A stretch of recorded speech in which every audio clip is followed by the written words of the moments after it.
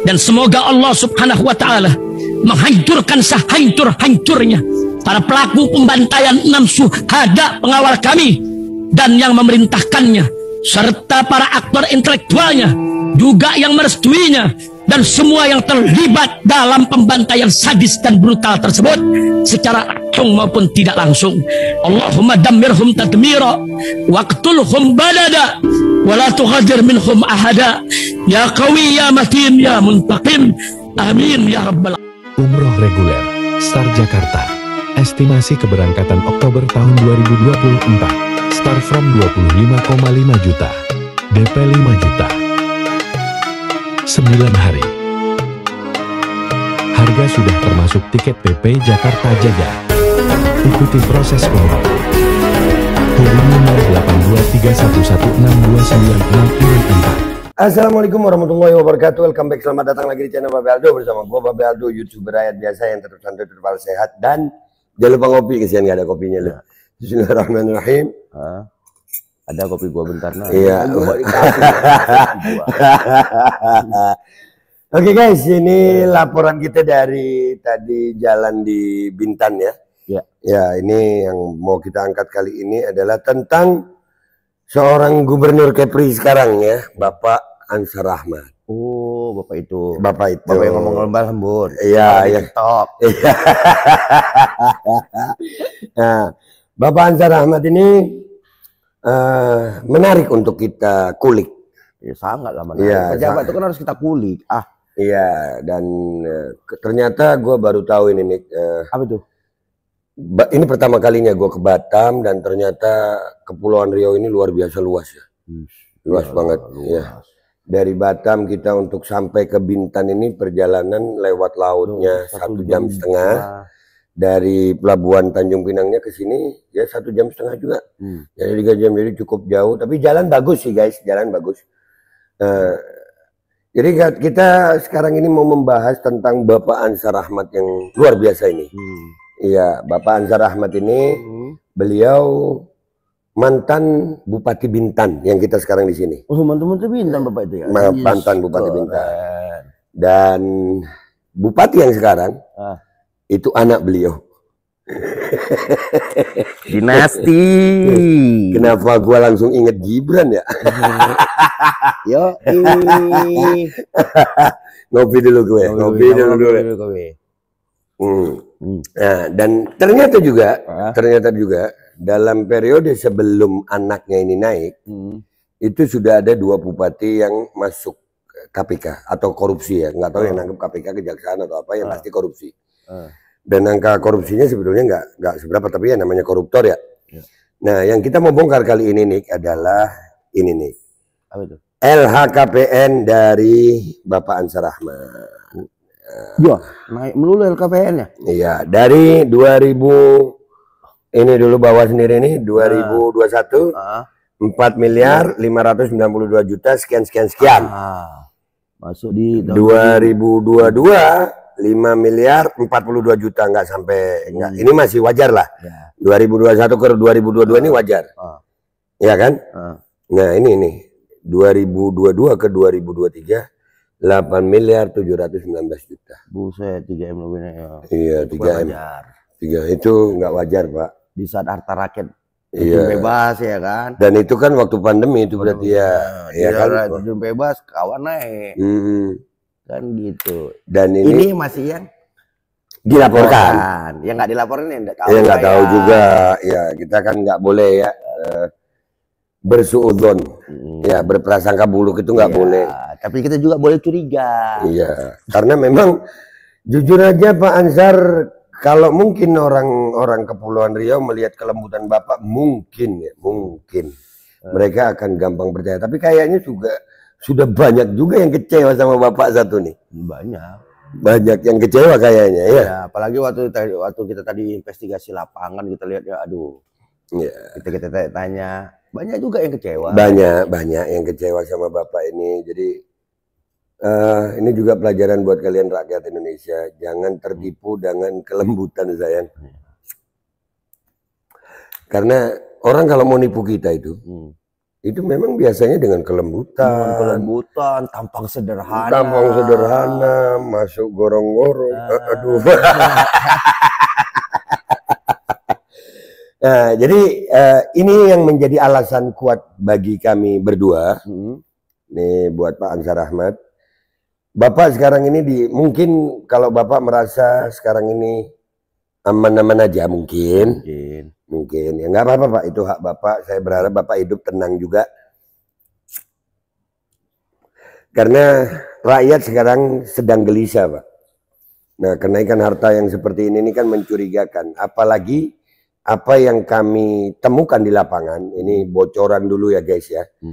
Ada dana sekitar di atas 100 juta lah ya. Di atas 100 juta, kita akan lihat datanya nanti. Di atas 100 juta itu yang raib selama kepemimpinan Bapak di Bupati Bintan. Jadi data itu akan kita pelajari nanti dan kita akan sampaikan nanti di saat datanya sudah akurat. Ya. Apalagi ada data-data dari KPK, kita sudah sempat baca-baca. Ada lagi ada data-data dari BPK. Ya. Jadi konten ini kami buat itu tujuannya adalah untuk memberitahukan kepada seluruh rakyat Indonesia, khususnya rakyat Kepulauan Riau, bahwa gubernur kalian yang lemah lembut, yang mau 2 periode, itu kami duga melakukan sebuah tindak pidana penyelewengan uang. Dan itu ada datanya. Dan alhamdulillah kami juga sudah bertemu dengan warga sekitar, warga Bintan, dan ini terkonfirmasi. Jadi mudah-mudahan aja Pak Ansar Ahmad, maksud saya begini, alangkah baiknya kalau bersifat gentle lah. Bersifat gentle buat Bapak Ansar Ahmadnya, dan buat aparat kepolisiannya, aparat kejaksaannya, aparat KPK-nya, pokoknya siapa saja yang berwenang untuk melakukan tindakan terhadap dugaan penyelewengan dana ini, kami harap agar segera bertindak. Menurut lu sendiri gimana ini? Ya gua sebenarnya gini, karena kasus ini ketika gua mempelajarinya, ini sudah berjalan 4 tahun loh. Dari surat-surat itu keluar gitu loh, udah berjalan 4 tahun. Tapi yang jadi masalah adalah kayaknya terkesan itu dibiarkan atau dijadikan ATM berjalan. Ini perlu dijabarkan ini ATM berjalan ini. Jadi gini, kalau pembiaran, aku rasa nggak mungkin. Kalau dijadikan ATM berjalan, ya siapa tahu dipanggil sana sini. Jadi maksud lu nggak mungkin ya sebetulnya aparat penegak hukum kita membiarkan ini? Ya gimana nggak mungkin? Ya mungkin saja terjadi pembiaran karena ada sesuatu yang terus diambilin. Diambilin. Makanya barang ini nggak dieksekusi. Gitu loh. Apalagi kan ya kita pernah dengar KPK ya ketemu dengan badminton. Gitu. Sampai hari ini kasusnya Firly Bahuri juga belum jelas juga ya. Belum jelas juga. SJL-nya sudah divonis. Firly Bahurinya belum tahu. Ini KPK juga. Lanjut. Apalagi waktu KPK semua lapor apa itu kan? Kita padahal supervisi berita yang kita baca itu supervisi mereka itu sudah mengeluarkan berbagai laporan gitu kan, tapi permasalahannya eksekusinya kok nggak apa sengaja ditahan nih barang. Nah itu yang akan kita selidiki. Di kejaksaan juga seperti itu ya, apakah sengaja ditahan nih barang hanya untuk ya tunggu tanggal main gitu kan. Iya, dan tadi gue sempat ngelihat tadi di jalan kita menuju sini ya, Ansar Ahmad untuk 2 periode itu sakit betul hati gue tuh. Ya. Gimana nggak sakit kita ngelihatnya gitu loh. Sementara sebenarnya kalau kita sebagai rakyat, tugas kita itu untuk membongkar segala kebusukan para pejabat negara. Ingat, siapapun yang dibiayai dari pajak rakyat mendapatkan fasilitas dari pajak rakyat, maka wajib hukumnya bagi kita mengkritik bila perlu caci maki. Kalau ada aibnya bongkar. Karena tugas kita sebagai rakyat, jangan enak-enak aja nerima pajak rakyat. sementara rakyat tidak mendapatkan haknya. Apalagi dana yang ratusan M ini, ketika kita lihat di lapangan, mana sih pohon yang ditanam? Kok pada gundul-gundul semua sih? Pada kering kerontang sih? Kok pada kayak kubangan-kubangan banyak? Iya, tapi minta maaf ini. Apa mungkin ini ya, gua ngelihatnya kan dia karirnya menanjak nih. Dari bupati, dia gubernur dan mau 2 periode. Apa mungkin dana yang 100 M lebih ini untuk persiapan? Ya, yang namanya mungkin nggak mungkin, segala sesuatu kan ada kemungkinan. Ya, rakyat kira-kira menurut kalian komentar di bawah ya. Menurut kalian kira-kira mungkin nggak sih sebenarnya dana itu dijadiin tabungan untuk persiapan kampanye itu kan kalau gubernur berapa M ya? Iya, gila-gilaan. Iya. Dan ada berita juga nih, tadi gua sempet nanya ya. Ini kan LHKPN ini kan KPK ya. Ya KPK itu kalau nggak salah pernah datang ke Bintan ini untuk menyelidiki itu tahun 2022. Nah, cuman jadi tanda tanya besar juga sama gue kalau KPK udah turun ke sini, tapi kok nggak ditindaklanjuti gitu. Apakah mungkin itu juga kesiram ya? Kesiram kopi, Bapak, kesiram kopi. Jangan baper, Bapak. Menurut lu gimana tuh, Nik? 2022, 2023, 2024 seharusnya udah terjadi eksekusi. Ya mungkin kan masih ada obrolan-obrolan di balik itu mereka kan. Mungkin juga ada kong kali kok. Iya. Mungkin juga ada, pokoknya intinya ada sesuatu deh. Kenapa bisa selama ini gitu loh. Iya, dan juga ada kabar sebetulnya Kejaksaan Agung itu sudah ada beberapa langkah. Ya, hanya kayaknya mandek di Kejaksaan Tinggi karena ada kabar juga bahwasanya Kejaksaan Tinggi di sini itu menyatakan tidak ada penyelewengan dana terhadap itu. Sementara Kejaksaan Agung punya keputusan yang berbeda. Kan bisa aja yang mengambil alih ini Kejaksaan Agung. Seharusnya kan gitu. Mereka langsung turun kan bisa aja, sama kayak misalnya di kepolisian. Ketika Polda nggak bisa bergerak, Mabes yang turun tangan. Enggak, kalau gue tahu itu, cuman gue lagi mikirnya begini. Gue jadi penasaran sama jaksa tingginya sini. Kan Pama jadi sana kan gitu. Makanya gue bilang gue dorongnya Kejagung yang turun tangan. Berarti kan ada something wrong nih, ada sesuatu nih. Kenapa Kejaksaan Tinggi ini di sini juga terkesannya itu menutupi jadinya. Kan terkesannya menutupi. Dengan statement seperti itu gitu kan. Nah makanya ini harus diperiksa. Coba itu jaksanya itu diperiksa, naik ke atasnya kayak mana. Oke nih, kita ini kan sebagai aktivis rakyat nih, kita menamakan diri kita aktivis rakyat ya. Kita memerangi segala macam bentuk korupsi yang ada ini ya. Sebisa kita membongkar ini. Nah, gue ini pribadi nih ngajak lu nih. Ayolah kita di sini. Ayolah. Sampai ini benar-benar ada titik terang. Ada gitu. titik terang. Apakah benar Ansar Ahmad ini melakukannya atau tidak? Iya. Ataupun kalau tidak melakukannya kemana itu uang itu? Iya. Itu yang mau kita bilang. Kemana itu? Saya bayangkan ratusan M jika dialokasikan, ya, atau digunakan untuk hal-hal yang berpotensi. Enggak gitu. Iya. Dan ini gue ngelihat pembangunan di Bintan sama Tanjung Pinang ini jauh banget dibanding Batam. Batam jauh lebih keren, kalau di Bintan ini serius. Padahal di sini juga banyak tambang. Kalau data yang kita pegang tadi kita sempat baca itu ada 60 lebih perusahaan tambang. 60 perusahaan tambang, tapi perkembangan kotanya masih seperti ini gitu. Dan ini nggak usah dibandingkan sama yang jauh. Ini kan sama Batam bertetangga nih. Iya. Kok beda gitu. Andai kata itu ya, alokasi semestinya untuk reboisasi. Andai kata nih. Ya. Oke, nggak ada reboisasi, tapi dipindahkan gitu. Alokasinya dipindahkan, bukan untuk reboisasi, tapi untuk pembangunan fasilitas rakyat. Oh, itu nggak bisa. Itu udah melanggar aturan juga. Agar alokasi untuk reboisasi bisa. Bentar dulu. Andai kata begitu masih lebih maklum gue. Yang penting ada yang daripada reboisasi nggak ada, pembangunan nggak ada. Iya juga sih. Ya itu yang aku maksud. Oh iya juga sih. Iya kan? Ya. 168 M itu bisa jadi fasilitas rakyat apa aja tuh. Betul. Apalagi dibikin dialokasikan untuk dari sektor pendidikan. Pendidikan. Berapa banyak anak-anak Bintan yang sekolah gratis dari SD sampai kuliah mungkin. Iya.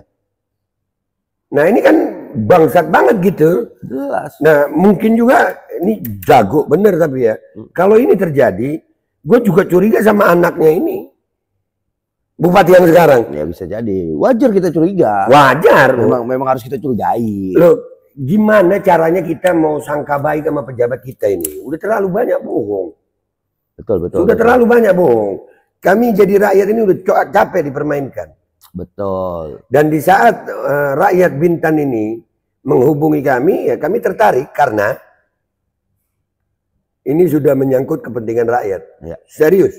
Dengan ratusan M, andai kata bukan alokasi reboisasi, oke lah kita masih lihat.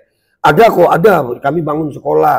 Oh kami berikan beasiswa buat anak-anak Bintan. Bintan ini penduduknya berapa sih? Paling nggak lebih dari 300.000. Kurang lebih gitu. Iya. Kalau 100 M dibagi 300.000 itu dapat berapa? Wah, lumayan lah. Lumayan. Iya. Itu baru 100 M.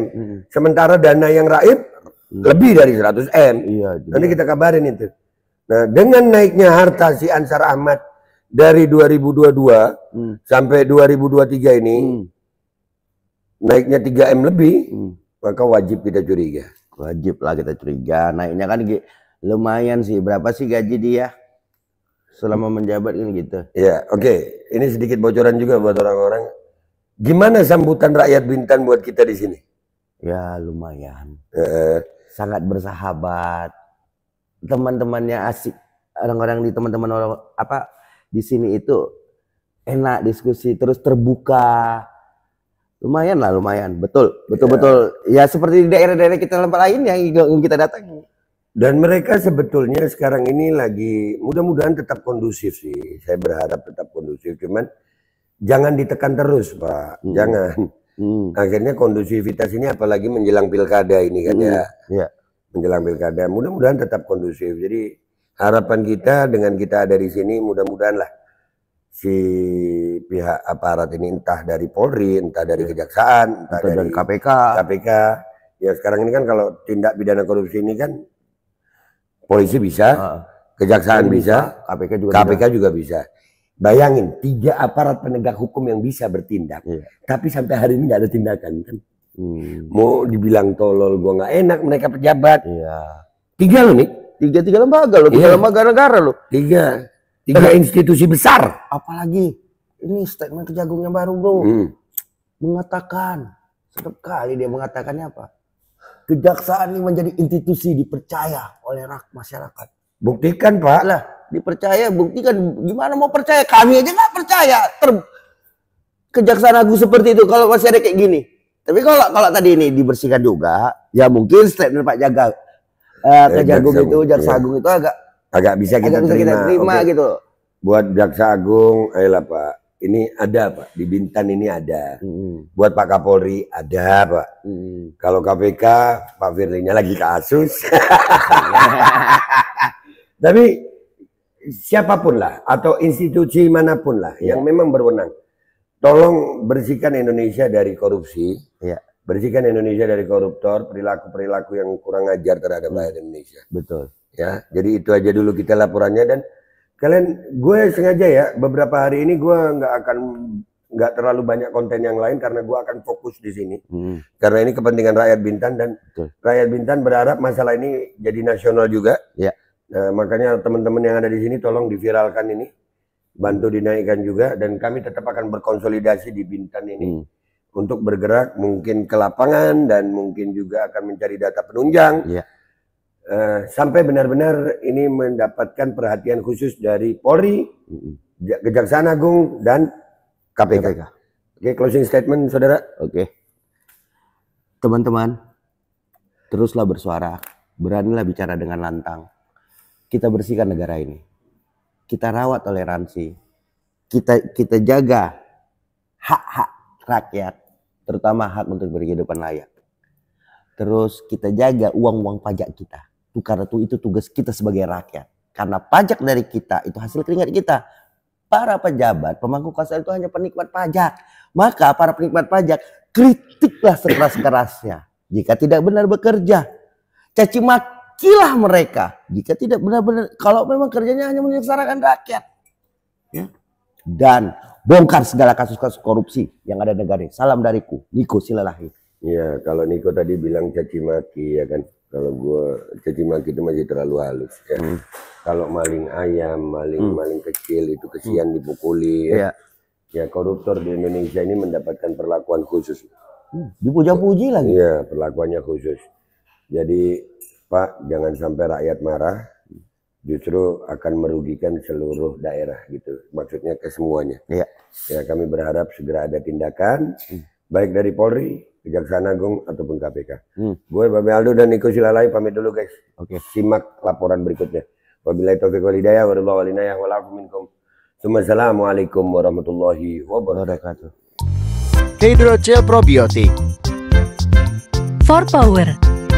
Hydrogel teruji BPOM OMD. Testimoni. Sudah bisa makan manisan nanas. 1 minggu sudah bisa minum kopi dan makan pedas. Asam lambung 7 tahun baru kali ini sembuh. Terima kasih Hydrogel probiotik. Promo Muharram diskon 20% dari harga 200.000 menjadi 160.000. Dibuka ke agenan dan distributor seluruh Indonesia.